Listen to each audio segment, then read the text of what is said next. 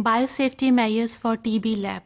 Tuberculosis is caused by Mycobacterium tuberculosis and it is contagious, means it can be transmitted from one individual to another simply by coughing action. Now in the lab, we have to follow special biosafety measures for handling the specimens like sputum, blood or cultures.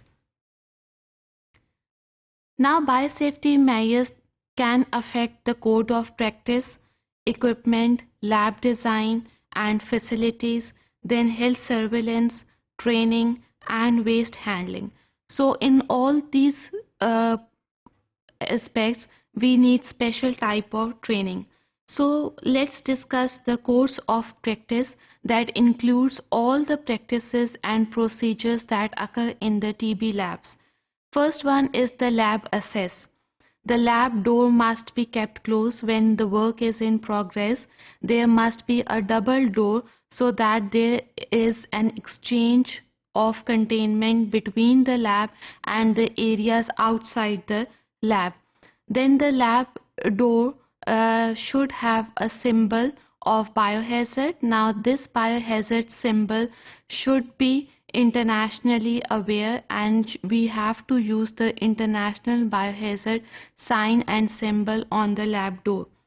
There are some responsibilities of the lab manager, that the lab manager who is working in the TB lab must recruit those workers who are trained in handling the infectious material, in performing the procedures and all the experiments related to tuberculosis.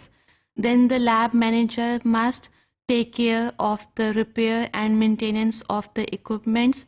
He must make sure that the biosafety manuals are easily available and accessible for the workers. Then there should be availability of gloves on each bench, and there must be spaces between the bench tops, and every experiment should be performed separately on a separate bench top.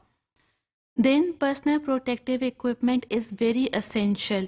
If we are using the gowns, then different sizes of the gowns or of the lab coats are available in the TB labs.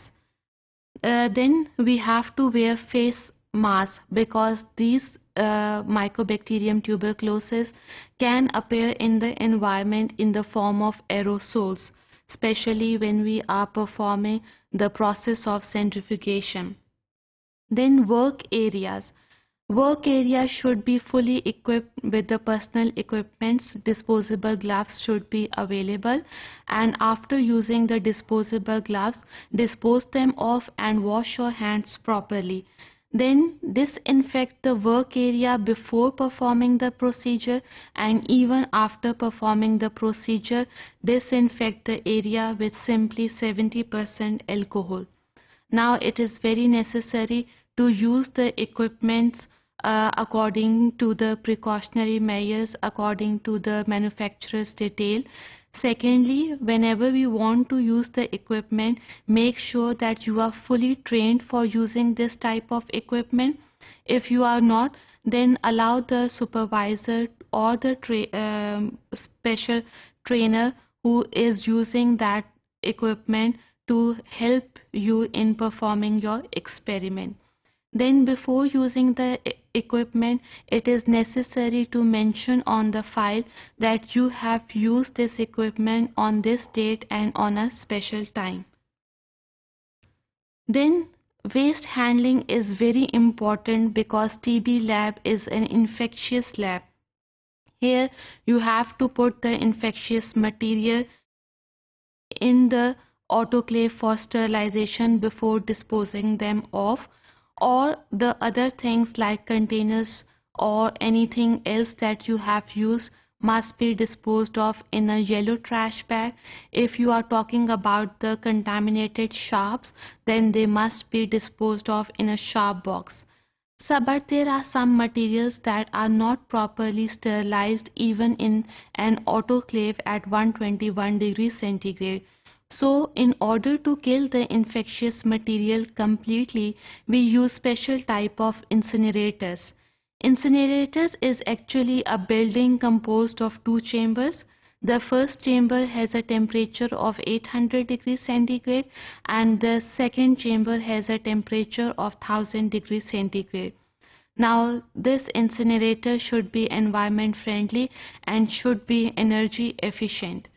So, this whole process for killing the infectious material completely, it is known as incineration. Then disinfection. Number of chemicals are available for disinfection.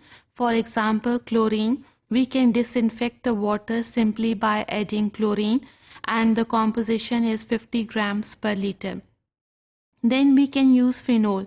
For example, 5% phenol is enough to use it as a disinfectant, but it can cause skin, eye irritation, so it is not routinely used in the labs.